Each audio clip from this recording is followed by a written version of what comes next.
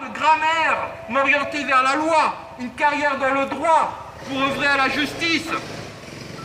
Mais les lois rabaissent la racaille et ferment les yeux sur les laissez-passer claniques. Une justice n'existe que s'il y a un pouvoir fort. À l'âge de 10 ans, j'ai compris qu'être un homme d'État était un compromis mou, juste bon à combler une soif de pouvoir, comme lorsque j'insistais pour mettre mon chevalier bleu sur la tour la plus haute. Être pompier n'était pas pour moi. Je suis un pyromane. J'aurais pu être footballeur à vrai numéro 10, mais je ne voulais pas courir, je ne voulais pas non plus prendre la douche avec les autres. La physique, pourquoi pas, j'ai toujours aimé les baignoires qui débordent, mais il n'y avait pas d'urgence. Einstein et la physique quantique nous avaient mis en avant sur le tableau de marche. Les générations futures expliqueront pourquoi les particules éloignées à des milliards de kilomètres continuent à rester en interaction, ou pourquoi un phénomène dépend autant de l'observateur que de l'observé. Je n'avais pas envie de me plonger dans les équations, ni de confronter mes instincts avec des scientifiques. Je voulais de la passion, je voulais du grand, de la démesure et de l'impalpable, du vent et des tornades. Je voulais apprendre d'autres langues.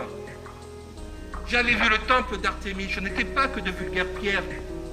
Une couronne s'y reflétait, elle était ample et libératrice, c'était la mienne, je voulais du grand.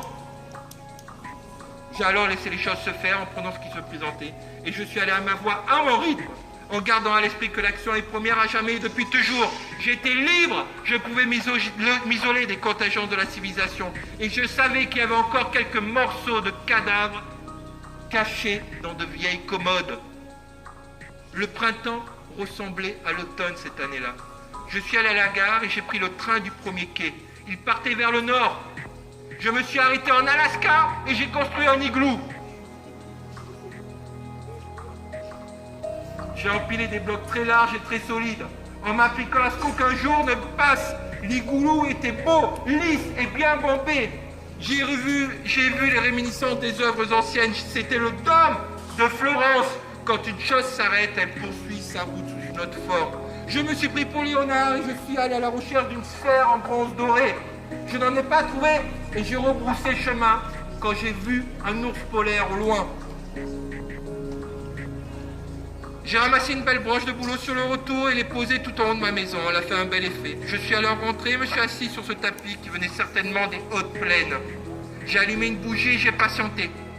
J'ai attendu 20 jours, ou peut-être 40. Je n'ai pas compté. Mes cheveux ont poussé et les combats se sont clarifiés. L'été est venu et mon igloo a commencé à fondre. Peut-être n'était-il pas assez dense. Peut-être était-ce seulement sa nature que de fondre à ce moment-là. La branche de bouleau est tombée devant moi. Je suis sorti et j'ai rencontré un Inuit.